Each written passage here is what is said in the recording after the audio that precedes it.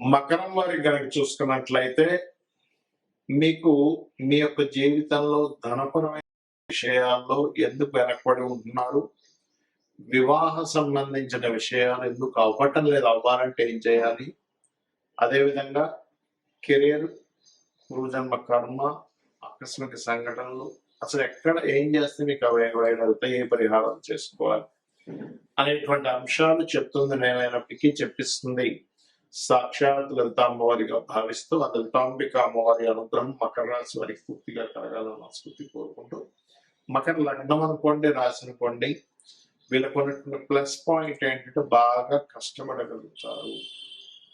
కాకపోతే శని కనుక బాగోకపోతే కష్టానికి ఫలితం రాదు. ఎప్పుడు కూడా మనం కష్టం పడుతున్నాము, ఎందుకంటే ఇక్కడ లగ్నాధిపతి ధనాధిపతి ఒక్కరే. సో సాటర్న్ స్ట్రాంగ్ అవ్వాలి, సాటర్న్ యొక్క స్ట్రెంత్ పెరగాలి. సాటర్న్ వీక్ గా ఉన్నాడు, ఫైనాన్షియల్ గ్రోత్ రాదు. వీళ్ళు వీక్ అయిపోతారు, ఫైనాన్షియల్ గ్రోత్ సరిగ్గా ఉండదు, కుటుంబంతో కూడా సరైనటువంటి ఉండవు. కాబట్టి ఇక్కడ మీరు ఏం చేయాలి, శనిని స్ట్రాంగ్ చేసుకోండి. శని ఏ గ్రహాల ద్వారా పాడైందో తెలుసుకొని వాటికి ధర్మం చేస్తుంది, అంటే ఖచ్చితంగా మీకు ఫైనాన్షియల్ గ్రోత్ ఉండి తీరుతుంది. ఇక్కడ పంచమ దశమాధిపతి శుక్రుడు అవుతున్నాడు, అంటే క్రియేటివిటీ అండ్ కెరియర్ కారకుడు. మీ కెరియర్ లో ఎప్పుడు క్రియేటివిటీ ఉంటేనే మీ లైఫ్ బాగుంటుంది, గుర్తుపెట్టుకోండి. కెరియర్ లో ఖచ్చితంగా క్రియేటివిటీ ఉండాలి. ఇక మూడో విషయం ఏమిటి అని చెప్పి చూసుకున్నట్లయితే, వివాహం సంబంధించినటువంటి విషయంలో చంద్రుడు సప్తమాధిపతి అయ్యాడు. కాబట్టి చంద్రగ్రహం ఎప్పుడైతే సప్తమాధిపతి అయ్యిందో ఇక్కడ మీకు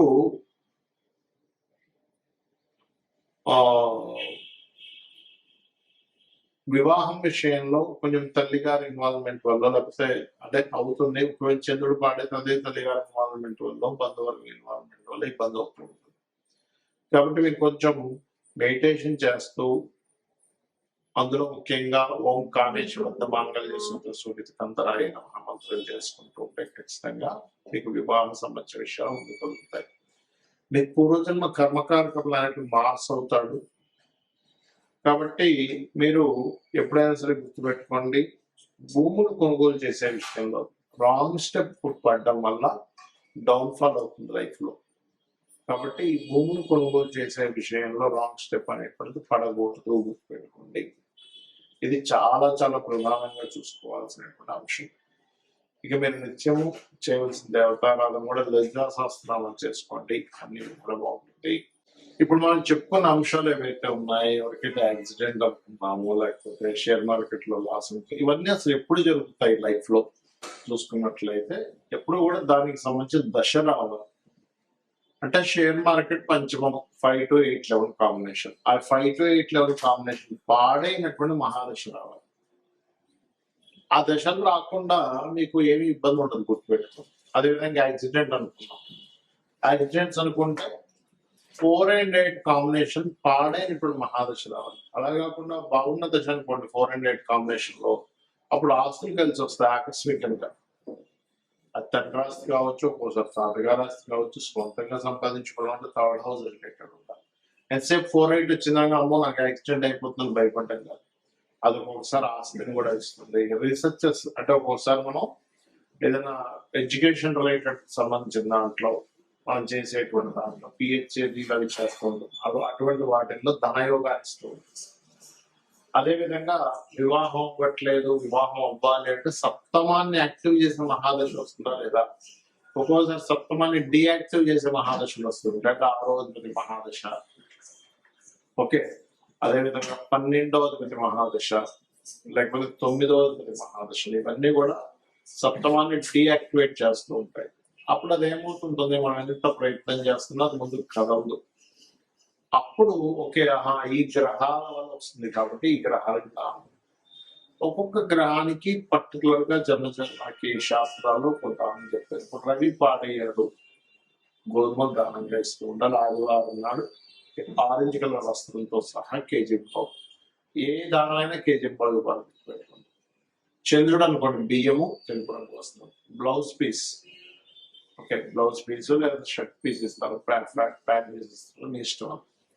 కుజుడు అనుకోండి కందులు రెడ్ కలర్ క్లాత్, బుధుడు అనుకోండి పెసలు గ్రీన్ కలర్ క్లాత్, ఒక ఒకవేళ గురువు పాడయ్యాడు మీ జన్మజాతకంలో, ఆ గురువే మీకు అక్కడ మహాదశనాథుడయ్యాడు, అంతర్దశనాథుడయ్యాడు ఒకసారి.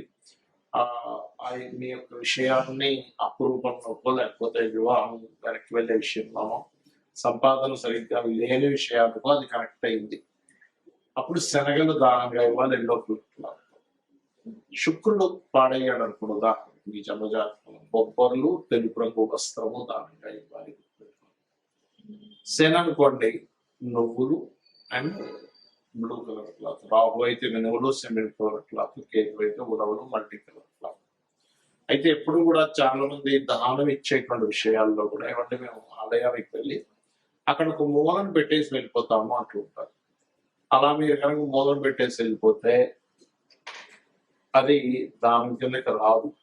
మీరు మీ అకౌంట్ లో ధనం పడాలనుకుని ఏం చేస్తారు, మీరు చక్కగా బ్యాంక్కి వెళ్ళి డబ్బులు తీసుకెళ్ళి చెక్ తీసుకెళ్ళి మీ అకౌంట్ నెంబర్ ఏంటి, మీ పేరు ఏమిటి, ఏ ఏ బ్యాంక్ లో వాళ్ళకి వేయాలి, ఏ అకౌంట్ ఇలా మీ అకౌంట్ లో వేయాలి అనేటువంటి అనేకమైనటువంటి విషయాలు మీరు వాళ్ళకి చెప్పి వాళ్ళ దగ్గర ఒక స్టాంప్ ఇచ్చుకొని రసీదు తీసుకొని వస్తారు. అంటే ఏంటి, మీరు పర్టికులర్ గా మీ గోత్రము, నామము, ఏ పర్పస్ అనేటువంటిది కూడా దానం ఇచ్చేటువంటి ఎవరికైతే ఇస్తున్నారో వాళ్ళకి మీరు చెప్పాలి. అప్పుడే అది వాళ్ళ సంకల్పం చదువుకున్నప్పుడు ఆ దానానికి వాల్యూ ఉంటుంది.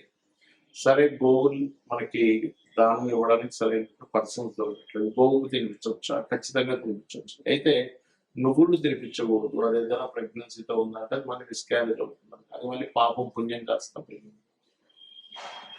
రవికి సంబంధించిన వాటిలో గోధుమ రవ్వ తినిపించవచ్చు, చంద్రుడైతే బియ్యం పిండి తినిపించవచ్చు, కుజుడైతే క్యారెట్స్ తినిపించవచ్చు, గురువు అయితే అరటికాయలు తినిపించవచ్చు, బుధుడైతే ఆకుకూరలు తినిపించవచ్చు. అందులో గోంగూర తినిపిస్తే గోవుకి చాలా చక్కటి స్ట్రెంత్ వస్తుంది. శుక్రుడైతే తీపి చపాతీలు తినిపించవచ్చు, శని అయితే బెల్లం తినిపించవచ్చు, రాహు అయితే అదే బెల్లము ఉండలు 4 చేసి తినిపించవచ్చు, కేతు అయితే గ్రాసులు తినిపించవచ్చు. ఈ రకంగా ఒక్కొక్క గ్రహాన్ని బట్టి మనం వెంటనే ఈ ధాన్యాలు తీసుకొని దాన్ని తినిపించాం కదా. అదేవిధంగా ఎప్పుడు కూడా గుర్తుపెట్టుకోండి, చాలా మంది వాళ్ళ లైఫ్ లో ఏదైనా ఇన్సిడెంట్స్ నెగిటివ్ గా వెళ్తున్నాయంటే వెంటనే వాళ్ళు చూసుకునేది ఏంటంటే ఏనాడు శని, అర్ధాష్టమి శని, అష్టమి. దీనివల్ల మొత్తం లైఫ్ పాడైపోతుంది అనుకుంటారు. అసలు అది కానే కాదు. అది కేవలం మీకు స్లో మందుడు అంటారు జ్యోతిషాస్త్రంలో. శనిచ్చర, శని అంటే అర్థం ఏంటంటే స్లో మూమెంట్. మనకి ఏదైనా సరే ఒక స్లో అవుతున్నప్పుడే మన లైఫ్ లో మనం సరిగ్గా ఆలోచించుకుని మనం ఎక్కడ రాంగ్ స్టెప్స్ వేస్తున్నాము, ఎక్కడ రైట్ స్టెప్ వేస్తున్నాము అనే విషయాన్ని మనం పూర్తిగా అర్థం చేసుకోగలుగుతాం. అలాగే మరొక విషయం ఏంటంటే ఇక్కడ గమనించినట్లయితే ఈ యొక్క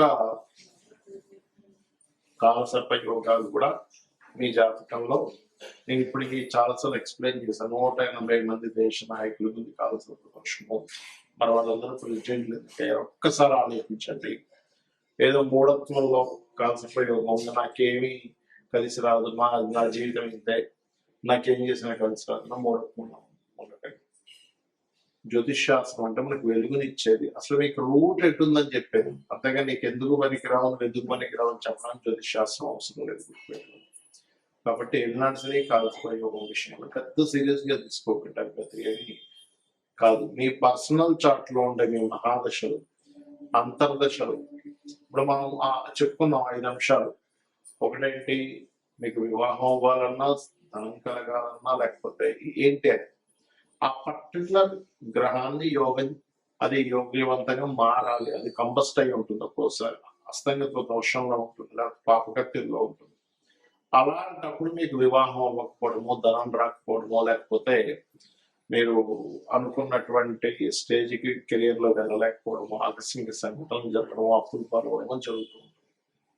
సో ఇది ఈ రకంగా చేయండి. ప్లస్ మీరు ఫైనాన్షియల్ గా ఎంతున్నా కొంతమంది హ్యాపీనెస్ ఉండదు. అలాంటి వారు ఓం ఇంద్రగోప పరిక్షిప్త స్మరతూనా భజంగికాయి నమః అనే నామస్మరణ చేయండి, ఖచ్చితంగా బాగుంటుంది. అలా కాదండి నాకు అన్ని విధాలా నాకు కావాలంటే టోటల్ లలితా సహస్రనామాలు రోజు చేయండి.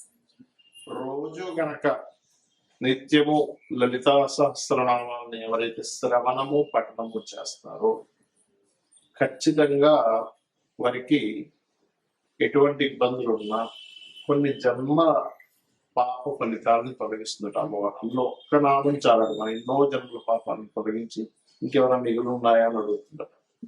కాబట్టి ఇలా చేయండి, అన్ని విధాలా మీకు బాగుంటుంది.